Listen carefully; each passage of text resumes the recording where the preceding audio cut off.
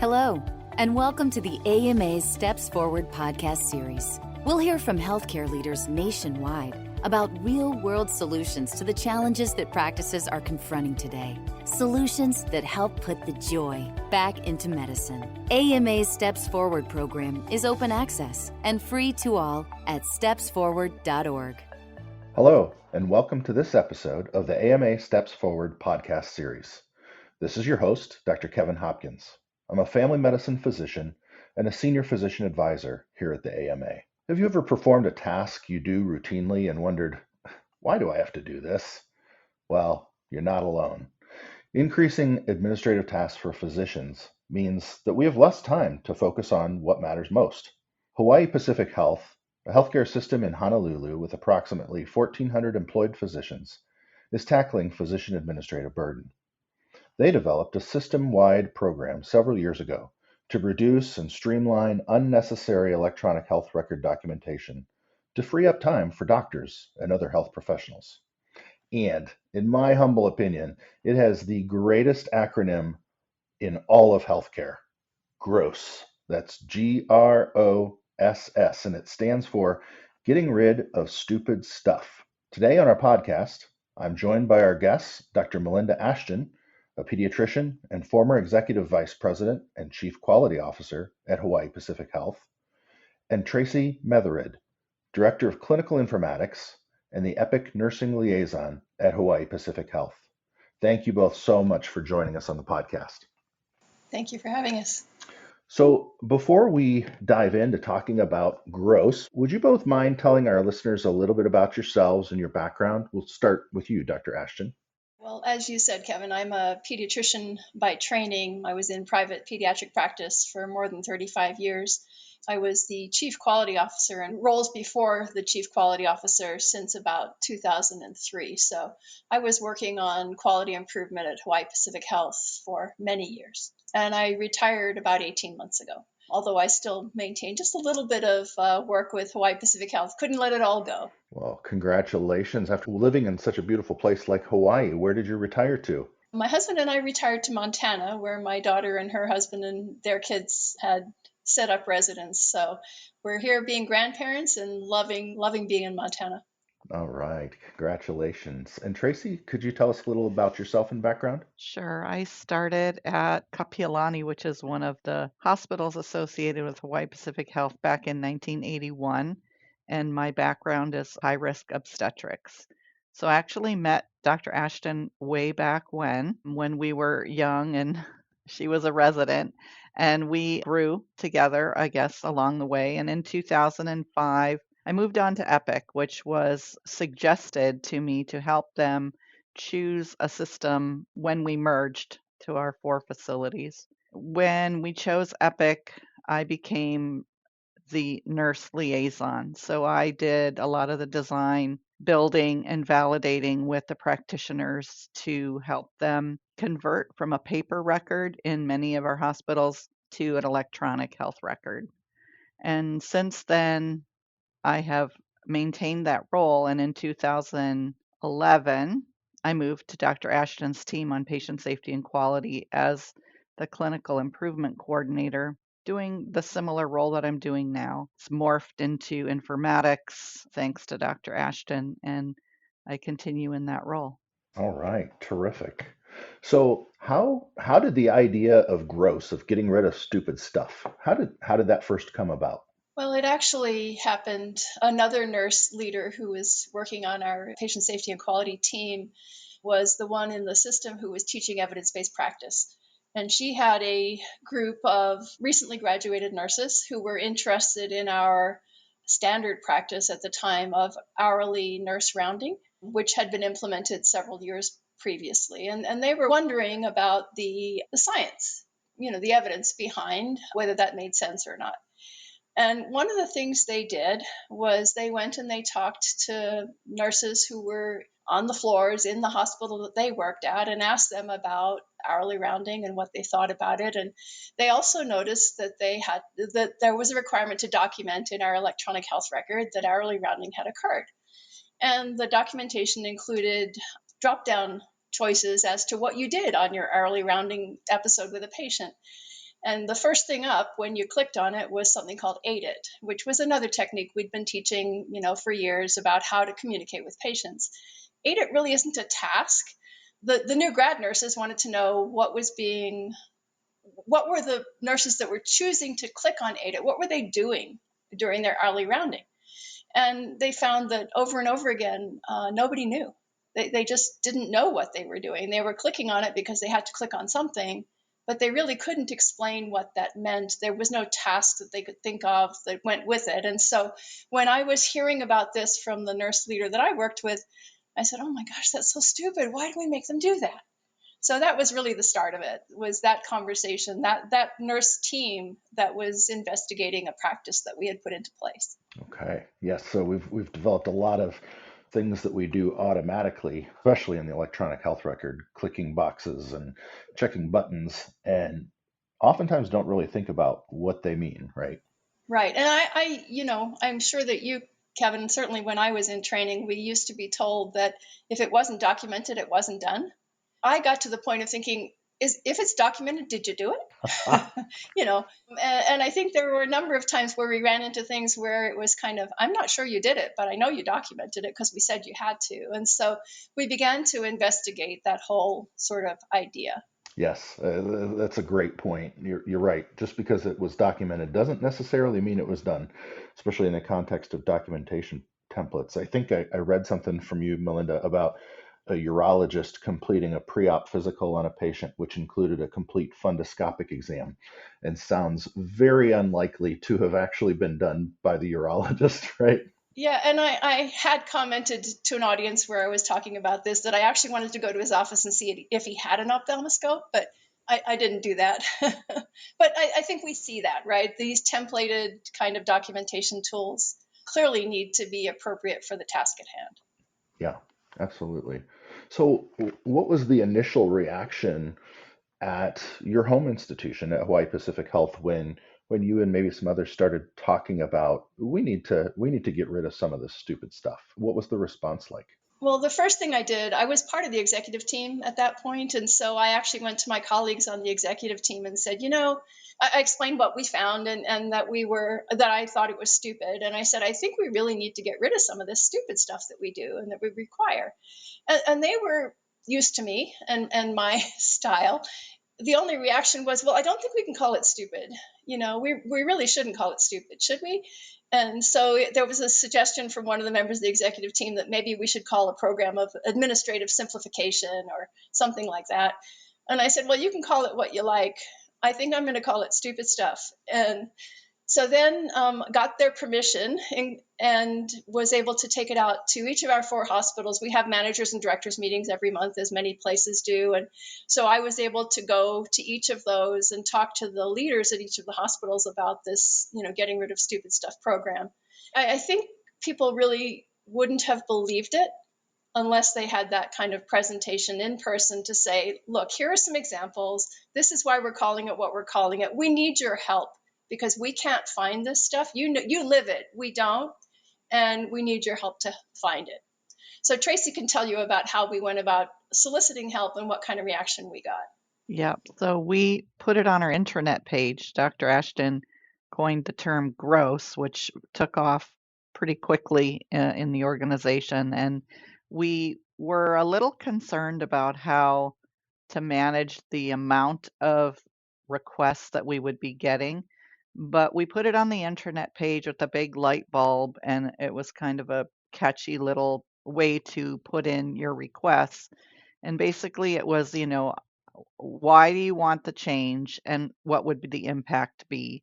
And we started to get an enormous amount of suggestions, and most of them were good. They fell into the category of epic. That's kind of how it came about. And then it sort of morphed, and it has morphed over time to not just be about documentation. And we still get suggestions today. It's still alive and well, and people call it gross. But one of the bigger funny things that came out about this was one of the nurses put in, why are we documenting cord care? Do you remember that, Melinda? Oh, yeah. Why are we docking umbilical cord care on all of our patients? And it took a couple of years for us to realize, yeah, why are we doing that? Why isn't it filtered out? Why are we making nurses click not applicable? And that was such an easy fix. And over time, the nurses, especially, quite a few physicians, but the nurses on my part really wanted to make their documentation better. And so those requests just started to come in. Yeah, what a great example of something that they were doing every day that ultimately nobody knew about. And my understanding of that specific story is that the umbilical cord care was designed to be suppressed after 30 days of age, but it had never actually happened, right? And so you've got nurses that are taking care of 1 year olds, 2 year olds, 3 year olds getting asked about umbilical cord care, and it makes no sense. Right. The nurse that actually, told us about that was an adolescent unit nurse. So she was doing it on every patient every day. And the thing that bothered me was she was a nurse leader on that unit, and she was never, ever concerned about advocating for her patients for anything they needed. She would speak up. She was well known to be, really willing to engage in advocacy. But it wasn't until we said, "Is there anything stupid that we make you do?" that she thought about it and told us about that. Yeah, because you probably just click your way through it over and over again, and you've probably thought about it 100 times, but on the 101st time you stop thinking about it, and now it just becomes a standard part of your automatic workflow. I want to talk about more specific examples and ideas, but before we get to that, I want to back up a second to something you said, Melinda, that I think might be key here, and maybe you're able to give us some additional insight. And at the time that this was coming about, you were on the executive leadership team for your organization. So one of the questions I was going to ask is, how did you get the rest of your organizational leadership team, even your legal counsel, compliance, and IT departments on board? So I'll still ask that question, but was it easier because you were already part of the leadership team? Yeah, we were, and still are, except for me, a very stable leadership team, had all been working together for a number of years. And so over time, the relationships between patient safety and quality, clinical leadership, and legal, patient safety and quality, the clinical leadership, and IT had been developed. And so, as I said, they knew me. And I think that made a big difference to the willingness to listen and to be willing to try. I give great credit to both our general counsel and to our CIO for taking it on, but it wasn't the first or only thing that they took on with us. And so I think, creating that collaborative relationship over time is really important. If you don't have that, I think it would be necessary to really actively go and talk to those folks who would need to be part of it, and get that executive leadership to help, because I think this is going to be a very difficult program to do if you don't have some very high level support. Yeah, I totally agree with that. So it seems like that's a logical first place to start. And Tracy, you mentioned about putting it on the intranet. Did you do anything else as far as how did you get physicians and nurses engaged in this process? Well, we have a guidance council. We meet once a month and we have a lot of members, every department that come to those meetings, and we started to socialize it in those meetings. We also do a bulletin every week. Dr. Ashton and I would go to managers and directors meetings, and it slowly took off. Like someone would suggest something in the gross mailbox and it would happen. And I think that was partially one of the things that made it go faster and farther, because when you suggested something, you got an answer, whether, it couldn't be done or it could be done or whatever the case may be. We were answering that fairly quickly. And so people wanted to put submissions in. We also got a lot of support from our CEO. And so he was talking about it among the executive team, of course, but then the leadership team, which is a level of, COO, vice president, and so forth. And several of the COOs took it on as their mission to root out gross within their own facilities. And so one in particular actually assigned this to one of the staff and said, go to each department, see what you can find. Just go observe, talk to them, some fascinating things came out of that. One really fun story is that in respiratory therapy, this young man went to visit and he noticed that the printer was on top of the shredded box, and the shredded box is for the secure disposal of HIPAA related material. And so he just sort of asked, and it, they're very space constrained, and so it didn't seem all that weird, but he noticed it and he asked, and they said, well, for every EKG order we get, it prints out 2 pieces of paper, but we don't need those pieces of paper because it's in the electronic record and we don't use them. So we take them from the printer and put them straight into the shredded box. And he said, well, why don't we turn that off? And they said, well, we did ask to have it turned off, but that was a few years ago. They said we couldn't do it. So this is what we came up with instead. And it turns out they had asked and had been told that at that time it wasn't possible. We didn't know how to turn it off, but now we do. And so they were able to very quickly turn off that printing, save reams of paper, and make it an easier workflow. And there were so many of those sorts of examples if you go looking.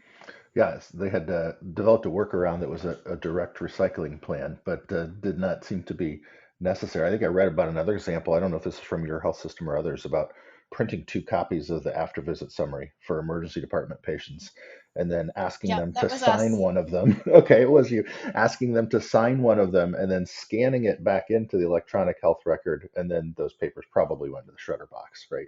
Yeah, that was one of our first big physician successes because it was the ED physician medical director that asked about that. And he was so happy when we got to an answer of, what, we don't actually even really need to print out 1 copy, not let alone the scanning and putting it back in thing. And actually, that comes from somebody misunderstanding some rule or requirement at some time that said a patient must have signed a copy and the signed copy must be in the record.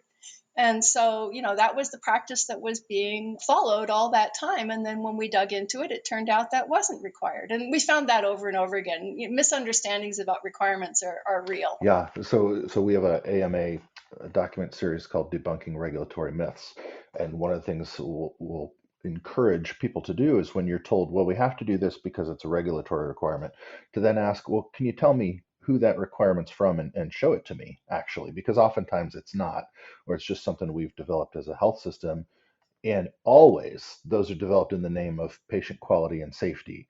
And that's all well and good until things change. I read a quote attributed to you, Melinda, and I don't know if it is or isn't something you actually said, but the quote says, stupid is in the eye of the beholder. Everything that we might now call stupid was thought to be a good idea at some point. Yeah, that was mine. And the reason I put that on a slide when I was doing the presentation is I realized as we were talking about the nurse rounding row that we wanted to get rid of, that wasted more than 1,000 nursing hours every month, that somebody had come up with that as a good idea to get over the previous practice, which was that nurse managers were supposed to go and audit and see if rounding was happening. And it was thought to be a good idea, right? And that's why it was created. That's why it was implemented. And then you realize over time that, wait, this has repercussions that are not so great. And I knew that in the audiences that I was speaking to, some of the things I was going to be talking about as stupid were things that had been a good idea at some point, with people in the audience having created those good ideas. Yes, absolutely. But we want people to think and to reason and not just check a box and move on to the next thing. Tracy, we were talking about the process for collecting ideas. Could you go a little bit more in detail and maybe share with us the structure and process that you developed to identify, collect, and then evaluate ideas? I heard you say there was an electronic inbox that came to somebody and there was a response. What happens after that? Yep, there's a email that comes to me, and we use our governance structure to help us make the determination of the growth suggestion. So when it's more involved, we do take it to the team of people that is the most impacted. So it may go to a hospitalist work group, or it might go to a nursing work group. For the most part, I manage the mailbox, and when it's something that I don't know, then I forward it on to the team that does. So it might go to an ambulatory analyst or rev cycle analyst or HR, depending on the type of request. We talked about some interesting ideas. What others come to mind as like some of the best ideas that you've heard for gross? On the nursing side, one of the things that was an early frustration for me and was one of the examples when I went out and talked about gross was care plans. Voluminous care plans with multiple things. And I showed an example of one that had 10 entries, actually. It was 10 different care plans opened. And I asked the audience, what kind of a patient do you think this was? And, we got the usual ICU patient in sepsis or something. It was a 2-day-old normal newborn female. And, so it's actually my patient. And I was so frustrated with care plans and tried to express that with some respect. But Tracy and the team took that on and actually completely revamped the way care plan documentation occurs as well. We teach a quality improvement, process improvement course every year, and I'm still part of that. And each team has to do a project over the period of that course. And last year, one of the projects was a all-physician team that was really interested in trying to clean up the inbox. And I know that everybody is cleaning up inboxes all the time, and we've had plenty of projects on cleaning up inboxes. But they actually dug in a bit, and the one place they got stuck that stuck in my mind was that bone and joint physicians had a particular use of incomplete notes, appended notes, and because they had this particular workflow, everybody else in the organization has to still receive in-basket messages about pended notes. One of the things that they found in their investigation was that there is an ability to customize within teams what functionality is on or off. To me, that is the biggest sort of example of getting rid of physician stupid stuff, cleaning up the inbox. And they had a number of successes, but the idea of, on block cleaning up inbox because you go back and you actually understand who wants what, why they wanted it, why do we all have to suffer with it because this particular group of docs have a particular workflow. I think that's some potential real fruit, for investigation and improvement. Yeah, that sounds fascinating. I think we would probably uncover a lot of examples like that where a workflow is built for a specific specialty or group or even practice location, and it affects a much broader range of users than might have initially been intended, and certainly than what might be necessary. So, and I heard you say ideas are still coming in. So you haven't gotten rid of all the stupid stuff yet. What are some current topics that either you're trying to address or some of the more recent suggestions that you've gotten that maybe nobody's brought up before? Something we hadn't talked about before, but also really important. We found a lot, reams and reams and reams of faxes received that then required scanning into electronic health record pieces and parts, sometimes printing and scanning into another part of the record as well. I mean, it was just insane how much scanning and printing and faxing and so forth that was going on. And so one story about a clerk on the first day that we turned on functionality where she didn't have to do that anymore. The fax goes straight into the record. She was in tears because there was 50 pages of documentation she didn't have to print out, scan, make sure it went in the right part of the chart. And that was just the first item on the first day. Yes, and every minute that we save from somebody having to do a non-necessary task, it now frees up time. It's a minute that they can spend doing something that actually brings more value. In healthcare, we're really good at layering on additional things. We're not good at saying, okay, now I don't need to do this any longer because it doesn't have the same value it once did. Right. And post-pandemic, everybody, at least we are, at short of staff, sometimes shorter fuses, and I think less willing to do stuff that just doesn't make any sense. Last question for you. If there's somebody listening to this podcast, maybe an individual in a health system or a healthcare executive listening, how would you recommend that person, what would you recommend they do to get started with their own gross initiative if it doesn't exist where they are? Well, I've suggested that one of the really important things is to find some of your own examples. People won't buy into it unless I think you show that, first of all, you're interested in the experience in your own organization, and that you're willing to try to do something about it in your own organization. We've got a lot to offer. We're very happy to help anybody get going. But if you haven't sort of turned over some of the rocks and found some of your own examples, I think it'll be less impactful for the folks in your organization.